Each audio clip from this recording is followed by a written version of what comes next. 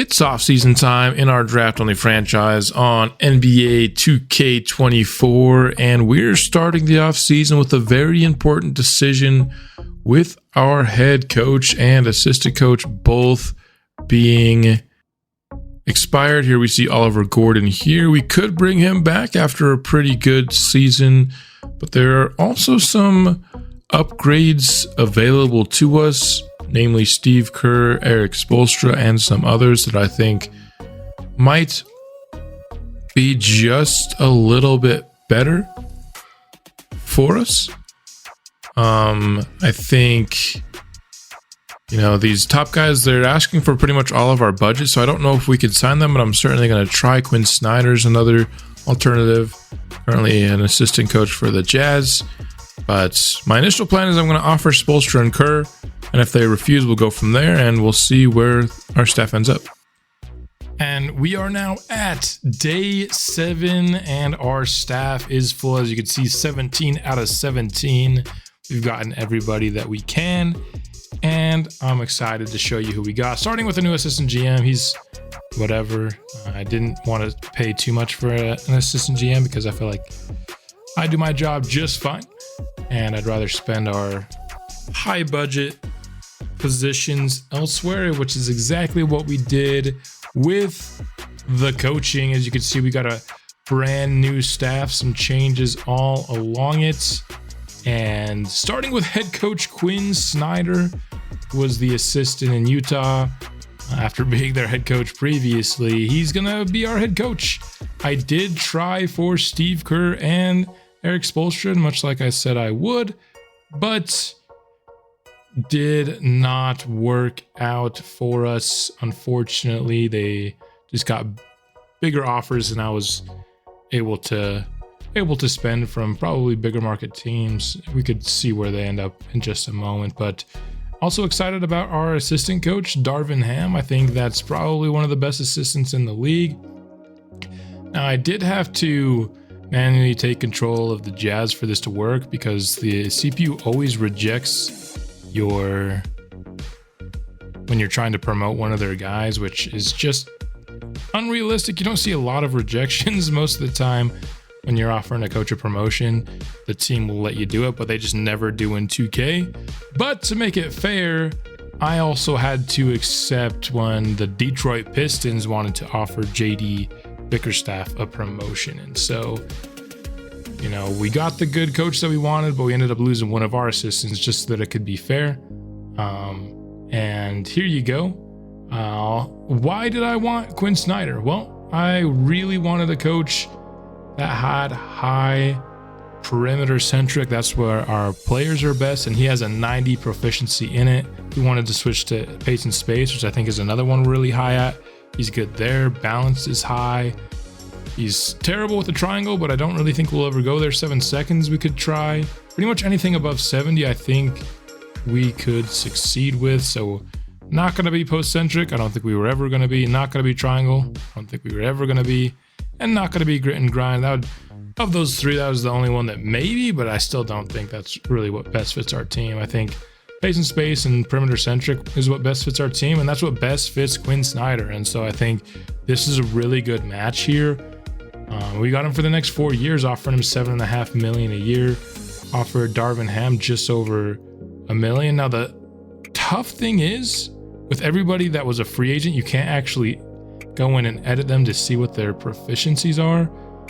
And so he's only a 50, which is pretty much the same that you'd get if you just put on a generated coach. So we're not going to get any boost from our assistant coach unless we switch to defense, which he's very good as a defensive coach. So unfortunately, no boost for him, but he's got a lot of badges and he's a good coach. So I think it's still perfect. But if he ends up getting hired away at some point, it wouldn't be the worst thing, just so we could maybe boost our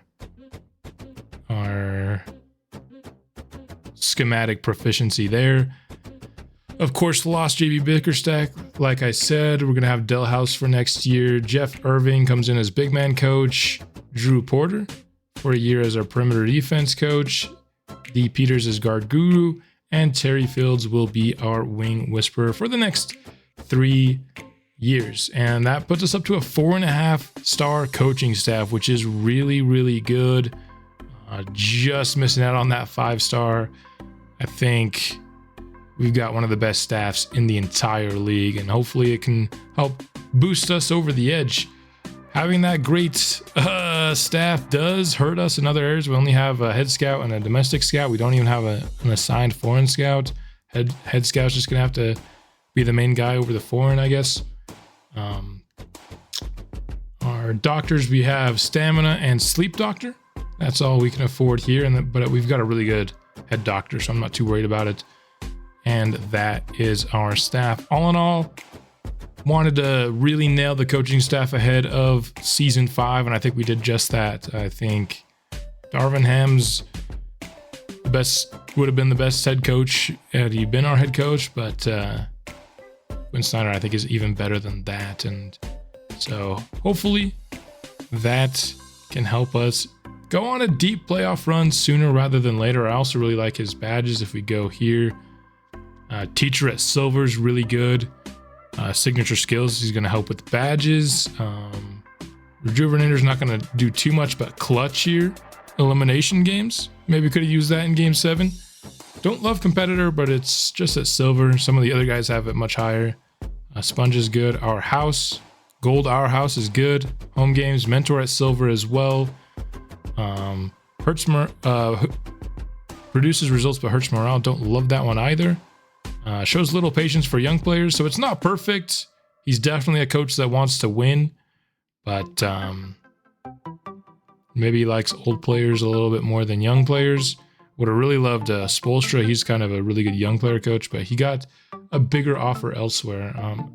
Assuming, let's find Kerr. Yeah, he got $13 million a year from the Warriors. That was more than our entire budget by multiple million. So we never were really in the running there. And then with, let's find Spoelstra. He stays with the Heat. Yeah, that was also for more than the money that we had. So ultimately, as much as we wanted those two head coaches, we just were never truly in the running for them. And so Clifford we could have got, but I like Snyder a bit better. Mike Brown was on the block. Tried to hire him as an assistant coach, but he ends up being a head coach. And Ime Udoka was somebody that we could have signed. I actually wonder about him. I ended up just preferring Snyder, but I never saw his proficiencies. Yeah, so he's definitely a balanced proficiency guy. So I think we ended up with the best coach we could have gotten in Quinn Snyder. Realistically, wasn't the best on the entire market, but I'd probably say he was the third best coach available.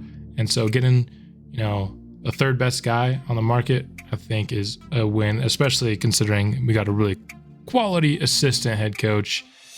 And with us not really having much in the way of draft capital this year, the coaching staff was one of the big goals of this offseason was to nail the coaching staff. And I think we did just that, did it about as well as we could have. Now that we've talked staff a bit, we're going to switch gears and now get into the draft. Now, for those who don't know, I will remind you that we do not have our first round pick this year. Both of our picks, we don't have a second either, are on assigned to different teams. The Thunder have our number 24 pick and the San Antonio Spurs have our number 25. In terms of trade assets, should we decide to try to get into this draft, we have a first and a second in 2031. Those are going to be very heavily devalued. Just learning from last year, trying to use, a protected pick 4 years down in the future. That's going to be basically the equivalent of a second round pick, and which means the second round picks is going to be worth not much at all. So in terms of pick value, there's not much that we could do to trade into this draft. So if you say, well, who on our roster, let's go back here to this. Who on our roster could we trade? Should we decide to get into this draft? And we'll talk about the guy that I think I am interested in just a moment. Wilson Fisher is one. He's a 77 overall. I think very, very competent. I'd even say above average backup point guard. And he's shown the ability to kind of start as long as you don't ask him to do much scoring wise. He's an adequate passer and he's a really good defender and he tries hard and he's unselfish. So I think he could be of value to somebody. And the second one that the comment section in the last episode when I introduced the idea was a little bit more split on. There was, there was some comments that favored keeping Baldwin, but the reason I would be willing to include Baldwin, and I think we would probably need to include Baldwin if we wanted to trade in this class, is because I think the skill set that he has is just a little bit less valuable than it once was. You look here, and at this point in his career, he's pretty much is what he is. He's a solid IQ guy, which, we always like solid IQ, but he's a shooter, and that's what he is. He's a really, really good shooter at that. He not only does he have the A+, but he has 3 awesome shooting badges. 2 of them are gold, 1's silver. The man can absolutely shoot. He had the highest 3-point percentage on the team last year. That's just not something that we need quite as much as we used to. If we go here and look at the team's 3-point rating, we have Sidney Lowry, Moses Moody, Sam Hudson all at A+, with Davidson at Pope at A, and these 3 could even get better. I mean, Hudson's already A+, but we could see A+ from both Davidson and Pope. And then guys like Stevens, Mullins, and Augustine could also not get into the A's by any means, but could we see B's or B+ with some of these guys come the player progression, which is also going to be a massive part of this offseason? I could see that as well. So we're just a much better shooting team than we were even just an offseason ago ahead of last draft when, I think at the time Hudson and Davidson were both like B-, and how much they changed in just a year is insane. Just the outlook of shooting on this team is much better than it was, and that kind of devalues a guy like Baldwin, who that's really his one skill set that he provides. So if we were to move on from him, I'd still, we'd need to fill that spot, but what could we get with it? And there's one guy, talked about him at the end of last episode, that I think could be worth a look here, and that is Lamond Powers out of Louisville. As you can see here, he led the entire combine in standing NBA threes made. Just a couple things before we get further into his profile that he was towards the top of. He was 4th among all forwards in sprint time. Just looking at the top here, Sheldon Starks and Lee Lewis, a couple guys that will go high in this class, led there. He was 8th among forwards in lane agility, 8th among forwards in vert, and 2nd among forwards if you include this guy as more of a big here in the bench. So very good athlete, and you're going to see that on his card here. Also provides the IQ, post defense and rebounding. The playmaking and rebounding. It's in a different order here than it is in the other screen. Very similar to Baldwin. Year 1 defensively, they're also pretty similar here. If we switch from this screen over to this one right here, defensively they're actually pretty similar, but combining this with the athleticism, I think is going to make him play like a better defender and just not the shooter. So we'd be swapping out elite shooting, truly elite shooting, for a young player who's an incredible athlete, who can defend, who can still shoot a little bit. He's not going to be a liability there, but also offers potential as being a starter down the road. And I think that's important to me. If he was somebody that didn't really have the ceiling and I thought he was going to be a forever bench player, I probably wouldn't make the deal, just because Baldwin as a off the bench player is really, really good, and I don't think you need to upgrade that. But I don't know if I love Baldwin ever really starting on this team, just because that takes a lot of athleticism and defense out of our starting lineup. And whereas Lamond Powers, I think, is going to bring that athleticism and defense. But I think we need just a little bit more in the starting lineup than we need the skill set that Baldwin offers for us. So I've made the decision that if we get kind of towards the part of the draft that Lamont Powers is projected to go, and if you look at his draft projections, it's anywhere from 12 to 22. So we're looking at somewhere in the mid-teens. If we can find a trade partner that will take Patrick Baldwin and Wilson Fisher, I do think it'll take both of them to get into that portion of the draft. That is something that I am going to be trying to do in this episode. I don't, make moves for the sake of making moves, but I just think the skill set would be a little bit more additive to our current core, especially, our big three. And like I stated kind of at the last part of the episode, we're kind of in a transitional period of team building where we've gone from trying to find, foundation pieces to now we're really just trying to build a team that best fits around Lowry, Pope, and Mullins, and to a lesser extent, Andre Stevens and Christian Davidson as well. But they're kind of like the tier 2 building blocks for our tier 1 guys that we're really trying to find complements for our Lowry, Pope, and Mullins. So I think Powers absolutely fits that bill. And I'll talk more about some of the other prospects in the draft. There's really nobody else apart from Powers that really, I'm looking at the wrong thing here, that really makes me think it would be worth it. The only other one that kind of fits the bill here for me is Nick Burks. He's a little bit more playmaking in IQ with really good size, 6'10", 223.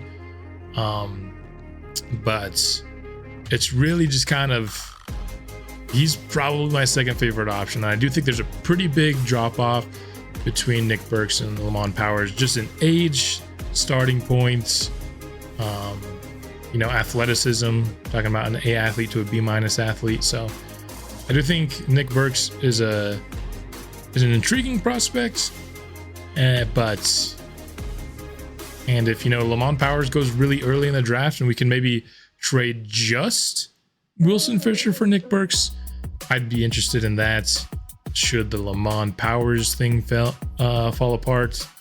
But I don't think I would give up Patrick Baldwin for Nick Burks, just because I don't know if I see a future starter here in Nick Burks, which, like I said, with Powers, if I'm going to get rid of Baldwin, I need to feel like I have somebody that at least has the potential to start. Not saying that he's necessarily 100% going to do it, but he needs to have the potential to. And here we are now officially at the 2027 NBA Draft Commissioner Silver, welcoming us in. And at number 1 overall is the New York Knicks. And the New York Knicks select Lee Lewis. Wow, a big time shock at the top of the draft as Lee Lewis out of UCLA is the pick. You'll notice throughout the class that a lot of the guys that we have clips on, the clips from the college clips and the college that they are listed at in the game do not match. I forgot to change those. I'm going to blame it on, not having a pick in this class, but Lee Lewis, certainly a good player, a 6'6" point guard. I don't think he's nearly as refined as some of these other top prospects, including a player at his own position who I think is a much better prospect than him, but he's a shot hunting point guard who's very good at that. I just don't see the defense. I don't see the playmaking to be a true point guard from Lewis. And he definitely has upside. I just think his starting point is a lot lower than some of his peers here at the top of the class. And for that reason, saw him going more around like the 5th pick. And this is definitely a big time shocker here to start this class. But they definitely got themselves a scorer. If the Knicks were looking for shot creation, they're going to get that here in Lee Lewis. He excels at that for sure. But a big time shock. If you watched my draft preview episode that we did kind of in the middle of the regular season, I thought there was a clear consensus number 1 guy in this class, and it was not Lee Lewis. You have to imagine the Spurs take him here, and they do. It is Sheldon Starks. Again, don't pay attention to the college you see there. He is out of the University of Texas, and this is the caliber of prospect that is in line with Damian Harvey and Malachi Pope of last season. We saw, the 2 point guards go back to back at the top of the class. And I honestly think out of those three, if I had to stack them side by side, I kind of like Starks the best. And the reason is I think he's the best shooter out of all of them.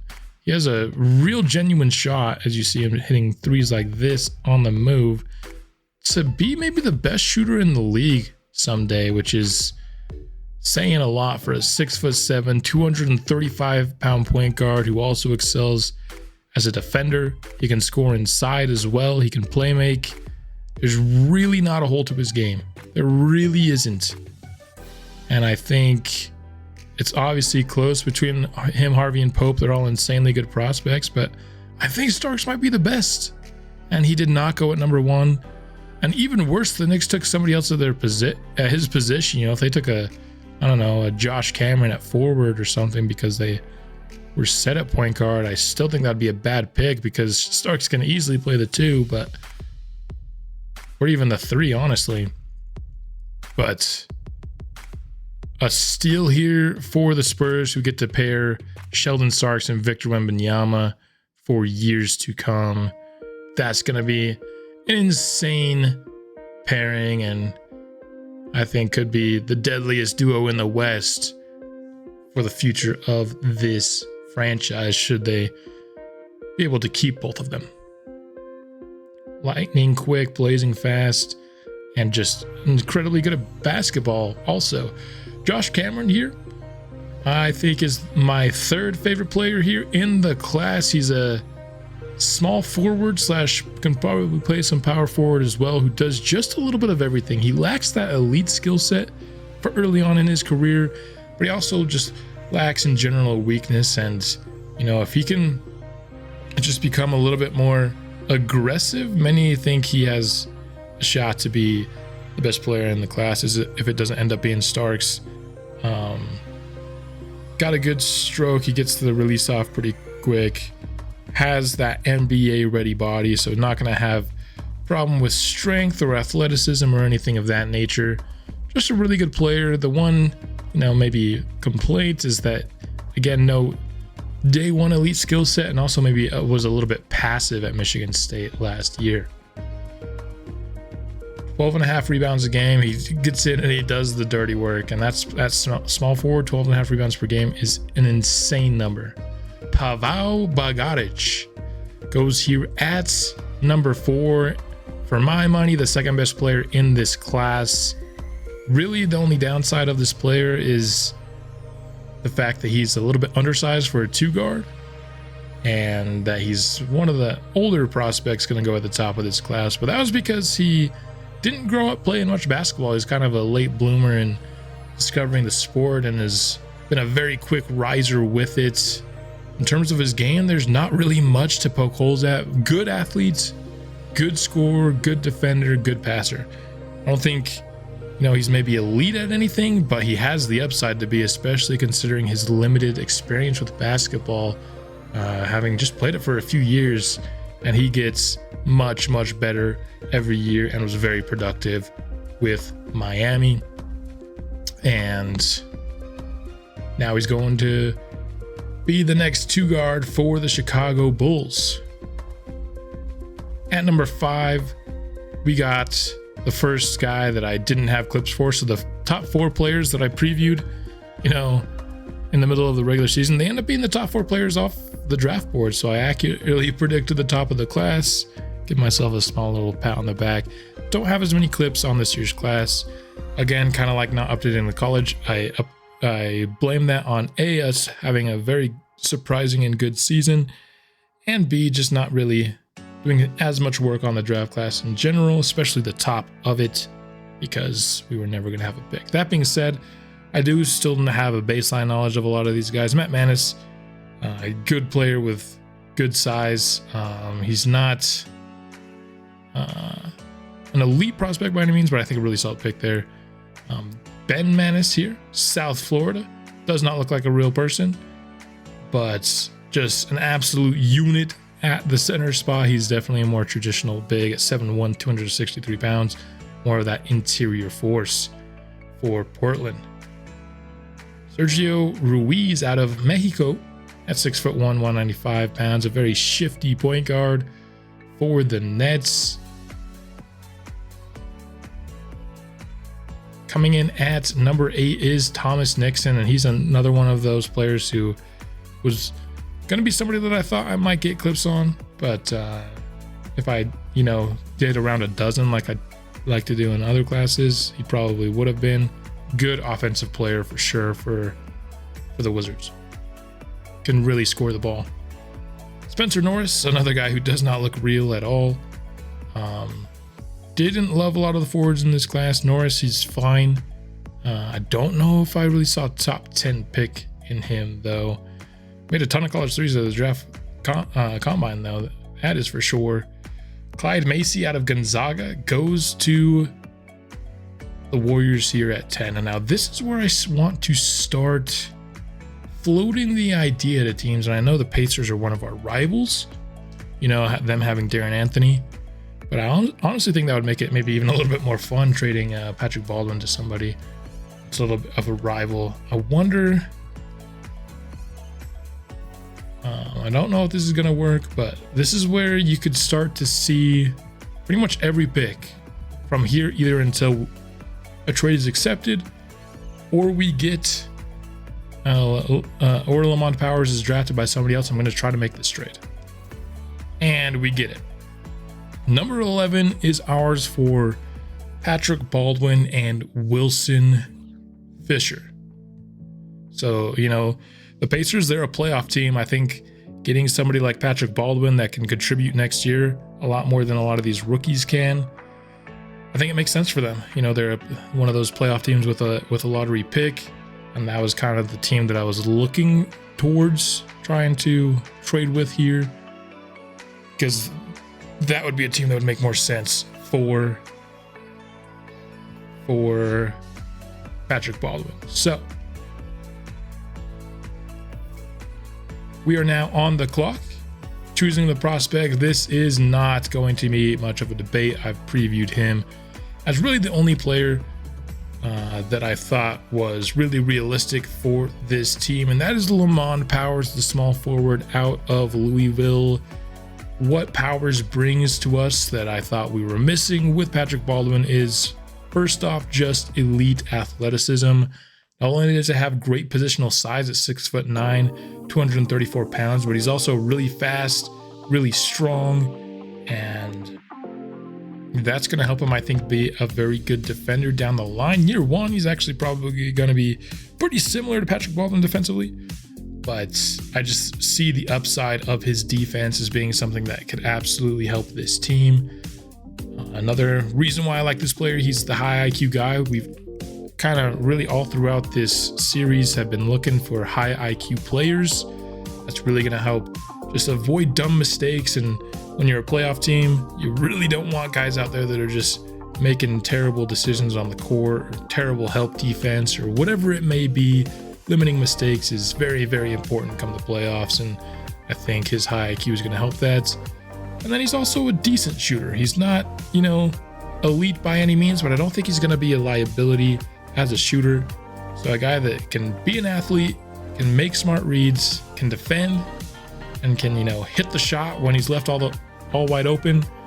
That's exactly what I wanted from this pick, and a guy who I think could ultimately maybe be a good fit at that starting spots, and can maybe push Sidney Lowry to the 2, and we could slide him into the 3, or just be a really good bench player and that can play meaningful playoff minutes as well. Whatever ends up happening, I think I'd be okay with. Lamont Powers is just a player that starts out at 76 overall. That's a good starting point.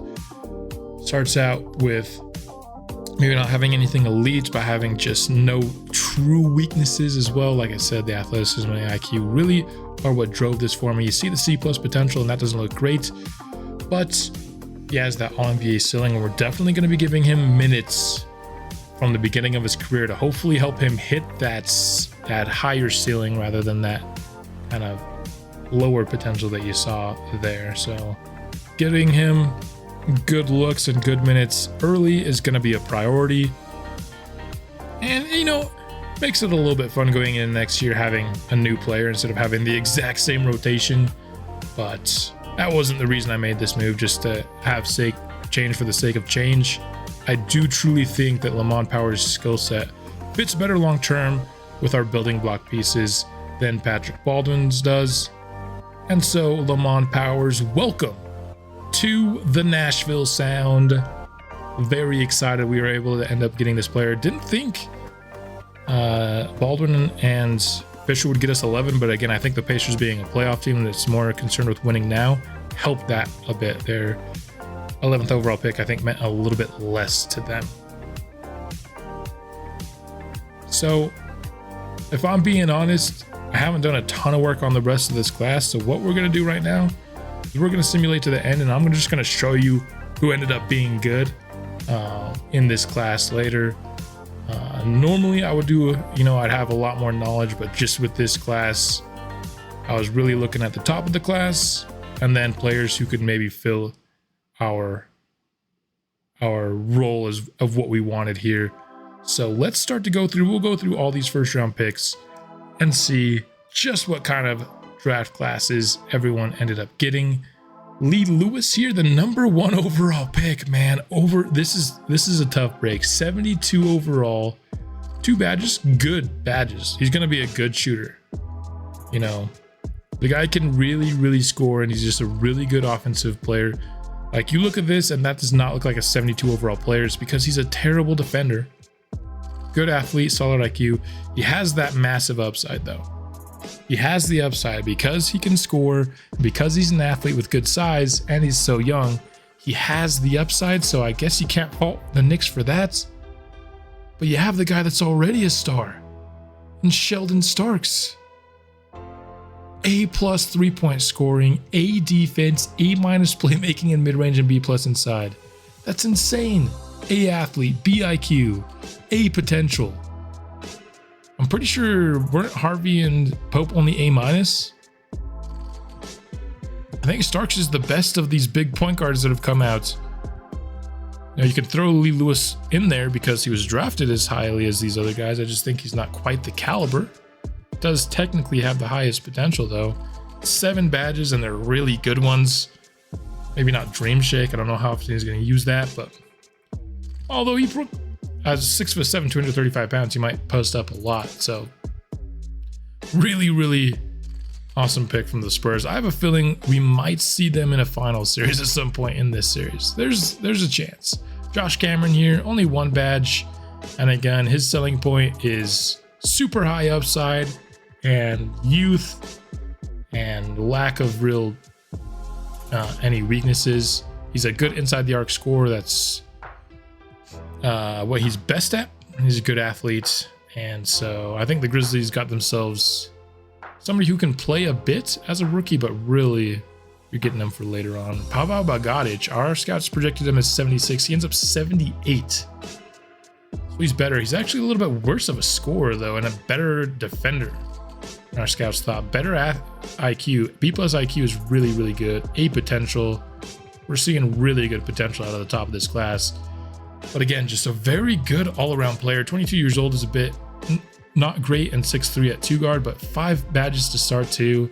I thought it was Starks, and then Bogdanovic, and then Cameron, and then Lewis was my top 4 in order.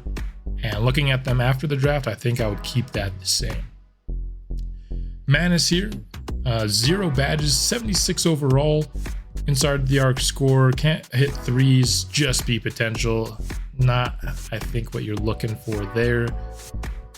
Real interior force here, and Ben Manis with A- potential. You like that. The Nets got another guy that I wasn't super thrilled about. Man, the Nets really had a tough draft. They had 2 top 7 picks. They got 2 B potentials with guys like, the top, they got really screwed at getting out of these top 4, which were pretty clear in this class. But even then, Manis right after Ben Manis right after Matt Manis, the Manis brothers. I didn't even honestly realize that until right now.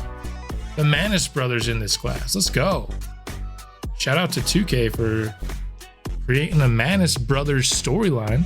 Maybe one day they'll play together. I think they got the wrong Manis brother, and then Nixon right after Ruiz is much better, if you ask me too. Lights out scorer and shooter. Only B potential though, so not, but like their guys are B potential too, and this guy's got 5 badges. I like Nixon as a player. 4 badges here for Norris. Good mid-range player, post player. That's kind of a build that I don't think it's typically worth top 10 pick, although to be fair, he's actually pretty close to Andre Stevens, just a little bit worse to start, if we're being honest. Clyde Macy, 0 badges, 74 overall. Don't like him at all. I think that's a bad pick. Now here we go. Lamond Powers ends up being 1 overall, worse than projected. His mid-range scoring, I think, is a bit worse, but his 3-point scoring is right where we wanted it, and his defense is right where I was hoping it would be, which is really what we want him. We want him to be able to defend and shoot open threes, and he's at least B- in all of those. So you like that starting point, has that A athleticism, and B+ potential. I will take B+ potential for sure, especially considering his thing said C+. I didn't believe it was ever going to be C+. I was expecting B, to be honest, but B+, I like that a lot. So I think this was a good trade. Baldwin for Powers, maybe a little bit worse in year 1. I think that spot, Powers, it's just going to be hard to ask him to be as good as Baldwin was in year 1, but I think he has the upside to be a really, really impactful player on this team. I'm excited to add him. Kelvin Keller here. 23 years old, 78 overall. He was another guy that I would have gotten clips on it had I extended it a little bit. Really just his age was the only thing I hated about this guy. 23 already is a bit rough, but good starting badges. And you know, old and not elite at anything is a tough sell, but he's got good IQ and just kind of an all-around game. I think that's a really good pick by the Kings. I honestly expected him to be gone. That's why I didn't consider him in the Powers. I thought he was for sure going in the top 10. Ryan Bush is another guy I thought would go in the top 10 just because he's very, very elite at something and he had a high potential. Yeah, there you go. With some badges. So I think some of these guys that win the top 10 over some of these guys that went just outside of it, like Powers, Keller, and Bush, the first 3 outside the top 10 are all better than Manis, Ruiz, Norris, and Macy for sure, at least. Nick Burks is projected to go in the 30s. He ends up going way higher. He's a 74 overall, can play make, B potential. All right. Skipped a couple guys here. Donald Jenkins, 6'2". Good playmaker score, B+ potential, not bad there. Juan Carlos Ortiz, another guy, very elite. As a defensive prospect with B+ potential, you like to see that. Blake Washington Jr., inside the arc scorer with B potential, not great, especially for the Magic. I feel like that's not an archetype they need. Clifford Raymond, B+ potential, 72 overall, 3 badges, not terrible. 73, awesome rebounder, A- potential for the Kings. I think the Kings got themselves a nice little duo here with Keller and Heaver, going to help their front court out quite a bit, I think. 76 overall for Sharp. Good interior defender and mid-range scorer with B potential. Not bad there by any means. One of the highest overall guys. I don't think we're going to see higher than 76 after that. Carl Dougherty. There's a lot of these good rebounding centers. Feels like there's good rebounding centers every year. Albert Riley, okay here. Cliff Steele, scoring guard, B potential, A- here for OKC. They always like to get those potential guys, and you know, just an absolute beast athlete with some potential. Can't hate on a pick like that. Christian Garner, Not loving that prospect. They got 2 picks in a row. Garcia has a little bit more potential. Love either of those Utah picks, if I'm being honest. Ooh, B- for the first time in this. B+ by the Nets. Is this their best player? I don't know. Their highest potential guy is their 3rd pick. So here you have the draft. I think I didn't do a ton of work in this class, but I still feel like I was able to identify a lot of the best players, if I'm being honest. In this class, these guys are, none of them are going to get re-signed. We can go over some of the higher overall guys, like a 75 by the Wizards is not bad. B potential. 74 here. B potential. So looks like 73 was for the most part the highest, with a couple of exceptions. Overall, I think Starks falling to 2, big surprise, but I kind of like him going to the Spurs more than the Knicks. So I think W for Sheldon Starks, massive L for the Knicks. And I'm excited to have Lamont Powers on our team. For our pre-free agency options, here's what we're going with. I am going to accept CJ McCollum. We could maybe get him for a little bit less, but I'm not going to try to squeeze maybe $1 million or $2 million. I don't know what the minimum would be. He's still got really good badges. He hasn't regressed yet. That will happen in the player progression screen. We'll see what his badges look like after that, but I think even still, with some regression, he'll still be a valuable mentor. And I'm willing to pay 4.2 for a valuable mentor. Ernest Augustine, obviously. Davins, obviously, these guys are all our young players. Pope, I think, Contavious Caldwell-Pope, I think we have a chance to improve on that as a mentor slot. And if not, we could always just bring him back. So that is these are our choices on the options. Here's what we're looking at. First wave of free agency. We're bringing back Moses Moody, of course. Thought he played really well for us. It's a 2-year +1. It's a flat $12 million a year, with the 3rd year being a team option. Got a 2-way contract for Desmond Tatum and Otis Finley. These are just, they're required that we have 13 draft only, eligible players on the team. This will be a couple of 2-way guys to help us get there. And then the one guy that's a UDFA that we're offering a full contract to is Joffrey James here. He's got a few badges, and he can really shoot the ball. So, in case of injury, I think he can play a couple of spots on the court. Also has a little bit of potential about him too. Not that we're going to really do too much. He's going to start the season in the G League, but he could get a call up at some point. So these 3 will get us to our required 13. Moses Moody, of course, bringing back a starter. Still have to ring up Sam Hudson, and still have to fill out the last couple of mentor spots for this year. Next wave here for us is going to be 2 of our mentor slots. Draymond Green, don't want to comment about what he's doing in real life, but he's a really good mentor in the game. He's got 21 badges and he's really old, so he's going to excel in that mentor role.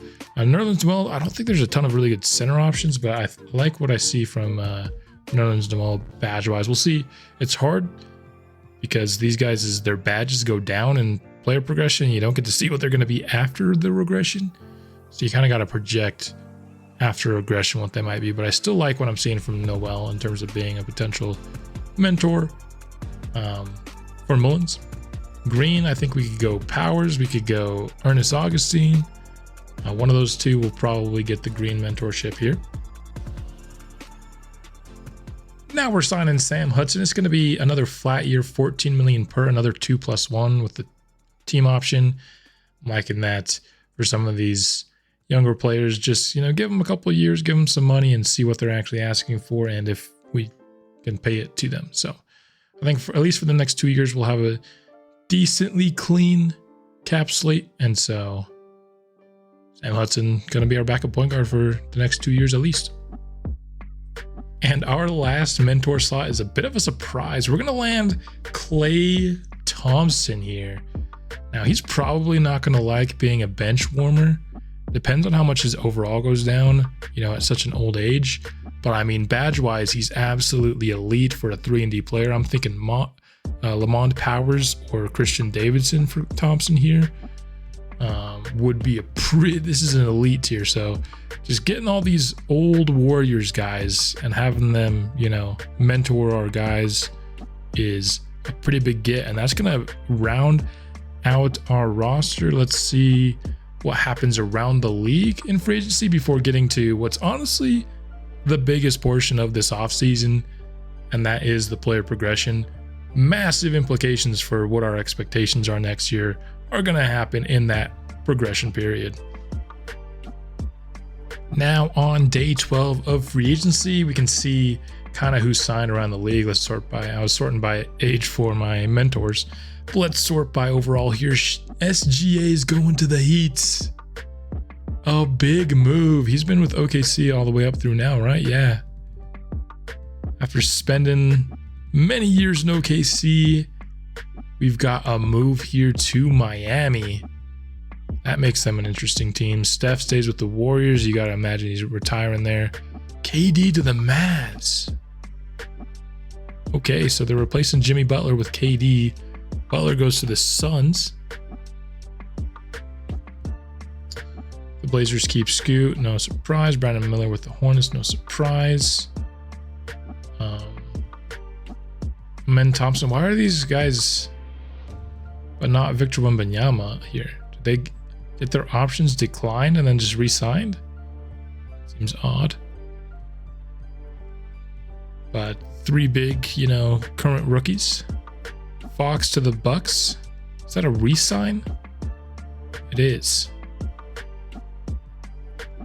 RJ Barrett to the Heat. So the Heat, Barrett and SGA, they're starting to get their next core after, of course, losing out on Jimmy Butler 2 years ago. Yep. And then Lillard this year. They got their next core already locked and loaded. Ayton to the Wizards. Asar remains in Milwaukee. MPJ remains in Los Angeles with the Clippers. Ball with the T-Wolves. Kuzma. And we're getting to the point where we're definitely not dissing on any of these players, but we've gone down a tier for sure. And then here's our man, Klay Thompson. This is probably the highest overall we'll ever sign a guy, is at 79. And I only was willing to do it because I imagine he goes down several overall with how old he is. Hopefully he can get at least to like 75, because at that overall, you'd think he wouldn't be too mad about not playing.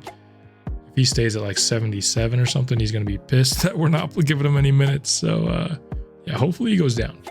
But that is bad to stay in a good spot. So, and of course, re-signing Moody.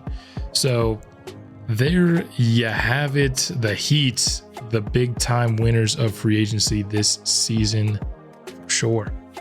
Also, just wanted to take a quick look at unsigned guys. I definitely have to look at some contract sliders prior to next offseason. Like Tyler Hero and Anthony Black and Dyson Daniels, these guys shouldn't be waiting for offers. I mean, they have a ton of offers, but they're probably all terrible. Let's look. Yeah, 1 year 22. Here, Black. I mean, they're getting... Why are you only offering 1 year at that, is what I'm saying? Or is his interest going down if you offer more than 1 year at that number? I wonder. Probably, right? So, yeah, I have to update the contract sliders. That's something I'll look into ahead of next season, just to take a look at. But because this is too good for day 12 of free agency for sure. But I'm going to simulate forward this day. And then we're going to look at league transactions just to see all the day 12 signings. Jarris Walker signs. A lot of these are going to be current, you know, rookies.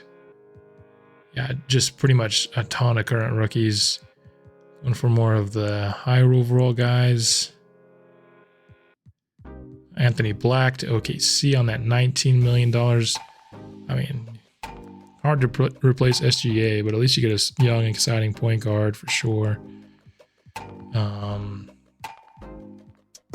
think they did probably the best they could to replace their guy, but I feel like some of the guys, yeah, we're already past last day of free agency. Did Tyler Hero not even sign? Like an 85 overall guy didn't sign. That's pretty nuts. At least unless I'm missing it. But there you have free agency. Now, the moment we've all been waiting for. Sucks that you have to wait till the very end of the offseason to see this stuff. But very big news upcoming for the team. And here it is. Lowry, officially a 94 overall. 35 badges, I think that's +2. Andre Stevens goes up to 84 overall. You see a boost in playmaking, and inside defense, and interior scoring. Nothing on the defensive end though, which is pretty disappointing. I wanted to see him be a better defender, but I do want to see his badges. He goes from 8 to 11. Getting a bunch of silvers now in there. So up into the double digits for Andre Stevens. Malachi Pope up to 15 badges with his inside going up 1, mid-range, three-pointer going up 2 from A- all the way to A+, perimeter defense up, playmaking up, everything across the board except for interior defense up, IQ up to A already. Only has 2, he only increased 2 badges up to silver, so that's a little bit unfortunate, I think. But I mean, 15 badges on the man. You gotta love it. Up to A+ 3-point scoring and A- mid-range. I think a lot of those shots that looked good just didn't quite go in for him. You're gonna see more of those going in, which you gotta love. Mullins also goes up to 83. These guys is their teammates out of Duke, and their careers are going up similarly as well. Mullins up to 8 badges, so he remains in the single digits. Also only 2 to silver. I think that means he gained 4, right? He had 4, if I'm not mistaken. And so he's looking good. Inside scoring, all of his scoring went up by 1. Inside defense went up. Perimeter defense went up. Playmaking went up by 2, which is cool to see. Physicals went up. IQ went up. Both of their potentials stay at A-. So no ups or downs here. Christian Davidson's also still at A+ potential here. We have just a dynamite scorer now. 9 badges for him. And he gets 1 up to silver. That is guard up. So that's really neat. He's now really, in most cases, a starting caliber player. The conversation between Moody and Davidson, I think, really starts to happen this year. In years past, I just like what Moody offered more, but now you're starting to see that it's a bit closer here. Moody still is it's gonna be his job to lose, but I imagine Davidson plays in Summer League, so he's definitely gonna have a chance. Hudson here. Let me see. Moody, he did not gain any badges either, so he is who he is at this point. But I like who he is. Sam Hudson up 4. He has 2 gold badges already, dude. Oh my goodness gracious. He's up in the double digits. I mean, just truly elite stuff for a backup point guard. His playmaking went up 2 grade levels. You love to see it. I actually want to see some of these like actual ratings. How much do they go up? Like up 5 on the 3-point shot. His 3 free throws also in the 90s. AC Stevens, another guy who kind of pretty much is who he is at this point in his career. IQ went up a little bit. Inside the scoring went up a little bit. His overall was unchanged. His physicals are going down. His badges remain unchanged. Ernest Augustine here. +2 to his inside scoring and 1 to his jump shooting, 1 to his interior defense, 2 to his rebounding, and 2 jumps in IQ. Also up to 3 badges, fast switch, pogo stick, and posterizer. So gonna help him be a better interior guy. +3 to 3-point scoring. He's gonna be solid there. Bauer's obviously a rookie. And Thompson goes down to 75. That was pretty much what I was hoping for him. I think he might not be upset not playing at 75, especially considering we have 10 players that are either at or higher than his overall, so we can't even really complain too much. It's not like we're benching him in favor of somebody that's legitimately worse. I also want to see just kind of raw numbers wise, up 5 3-point and 6 mid-range for Pope. It's going to be awesome. Free throw at 84 is nice. Draw foul up 9 is sick. Shot IQ is legitimate. Mullins, I want to see some of his raw numbers. 5 to both of his jump shots. Free throws at 74 you like to see. I'd like to see some of his interior stuff. +6 interior defense. Rebounding up 5 for both. Let's get a strength up 3 strength. His strength is actually really high for a guy that kind of looks like he gets bullied sometimes. 96 strength.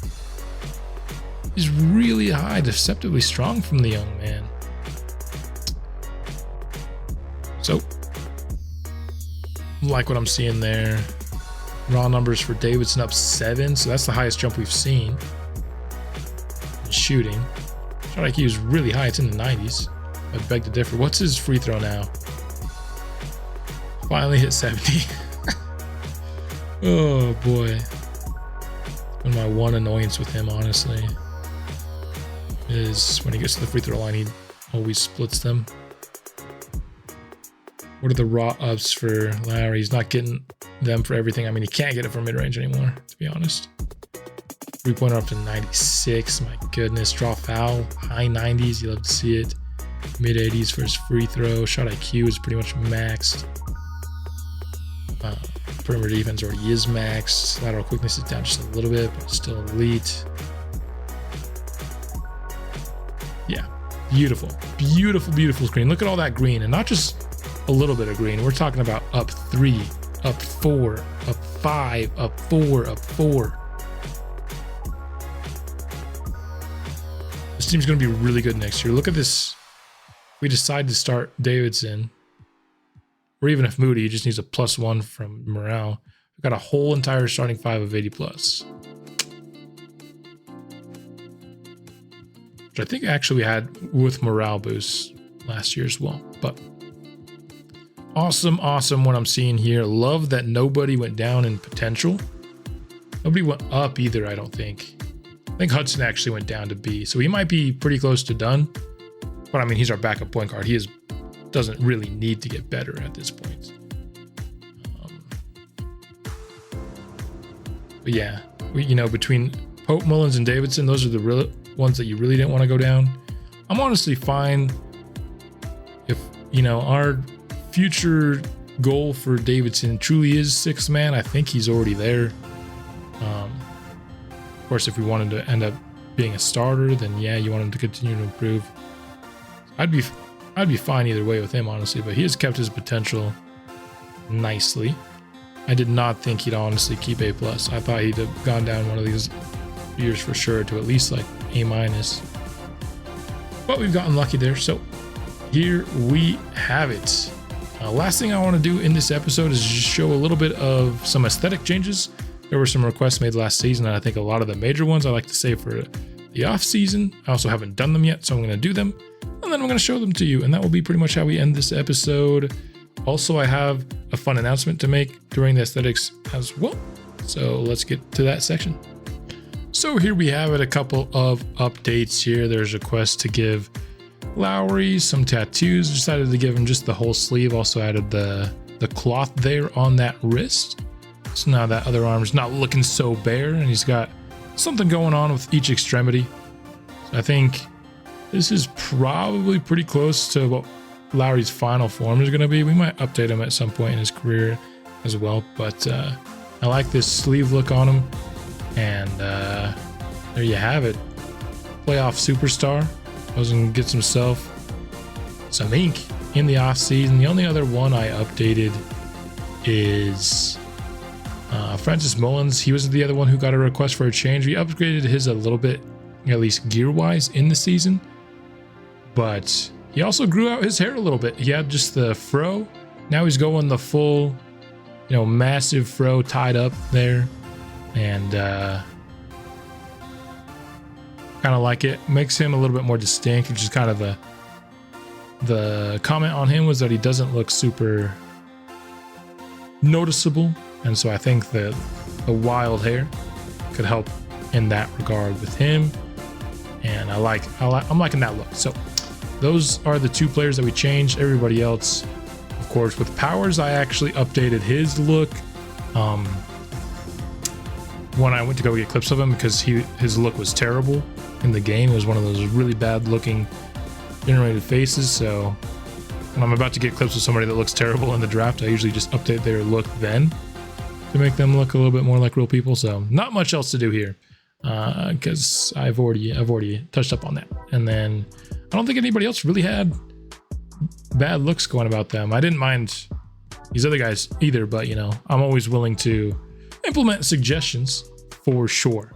And so thank you for letting your opinions be known about these guys. You know, there's always that you look good, you feel good, you play good. You know what I'm talking about? And so we got to get these guys looking good. All about that. And then I teased a little bit of an exciting announcement, and here is that announcement right now. I am planning currently to stream the Summer League tomorrow. Whenever this episode comes out, the next day. I'm too lazy to think about what actual day of the week that'll be, but whenever this episode is coming out, if you're watching it the day that it came out, I'm planning to stream the Summer League the following day. There's a comment at the end of last offseason that they wish that I showed the Summer League. And I usually watch the Summer League. I just don't like to put in the work to edit those videos. And so let's take a look at who's actually going to be on the team. So neither of our centers are going to be here. I was hoping one of them would be. So we're going to have pretty sucky center rotation, but our guards are looking real good, honestly. Guard rotation already set. I need a backup small forward, backup power forward, and I guess we can have Diz and Tatum start at center for us in the Summer League. He is one of our two-way guys. He's got 4 badges. He can rebound, so I'm fine with him being a Summer League starter.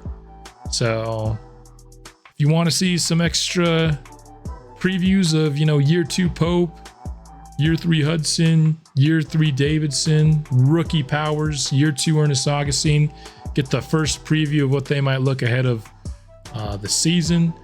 I'll be streaming some Summer League games. How many I do, I don't know. And this is obviously dependent on if I can actually get it to work. I've never streamed. So if it doesn't work, then I'll just create a post about it, saying that, hey, sorry, I couldn't get the stream to work. I'll work out the kinks. We'll try again later. I think streaming is something I want to start doing a little bit. I still like having my series really based around, you know, the official videos, but having maybe, you know, some summer leagues or just some extra regular season games be played on stream,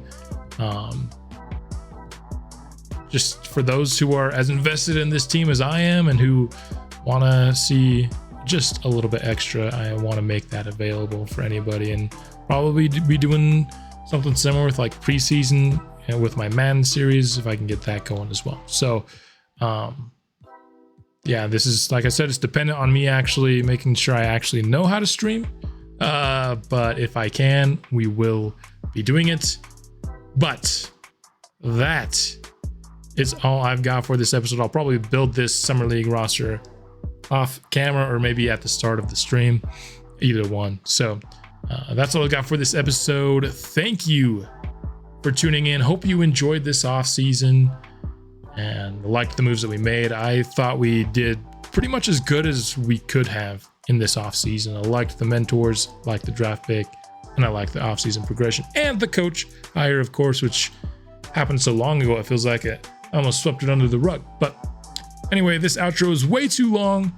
I'll be back soon with more Nashville Sound, and until then, sound up.